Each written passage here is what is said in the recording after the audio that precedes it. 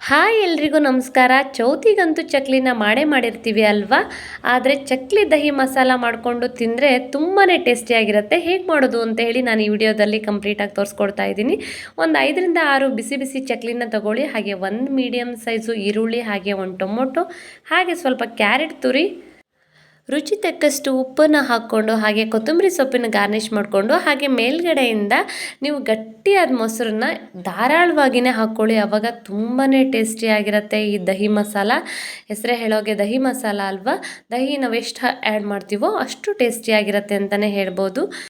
ಖಾರಕ್ಕೆ ನೀವು ಅಚ್ಚ ಖಾರದ ಪುಡಿನಾದರೂ ಹಾಕ್ಬೋದು. ಇಲ್ಲ ಅಂದರೆ ಸ್ಪೈಸಿ ತುಂಬ ಇಷ್ಟಪಡ್ತೀರಾ ಅಂದರೆ ಗ್ರೀನ್ ಚಿಲ್ಲಿನ ಚಿಕ್ಕದಾಗಿ ಕಟ್ ಮಾಡ್ಕೊಂಡು ಕೂಡ ಆ್ಯಡ್ ಮಾಡ್ಕೋಬೋದು. ಆಮೇಲೆ ಈ ರೀತಿ ಚಿಕ್ಕ ಮಿಕ್ಸ್ಚರ್ ಇರುತ್ತಲ್ವ ಅದನ್ನು ಹಾಕ್ಕೊಳ್ಳಿ. ನೋಡಿ, ತುಂಬ ಅಂದರೆ ತುಂಬಾ ಚೆನ್ನಾಗಿರುತ್ತೆ ದಹಿ ಜೊತೆಗೆ ಈ ರೀತಿ ಚಕ್ಲಿ ಮಸಾಲ ಮಾಡ್ಕೊಂಡು ತಿಂದರೆ. ನೀವು ಕೂಡ ಟ್ರೈ ಮಾಡಿ. ಥ್ಯಾಂಕ್ಸ್.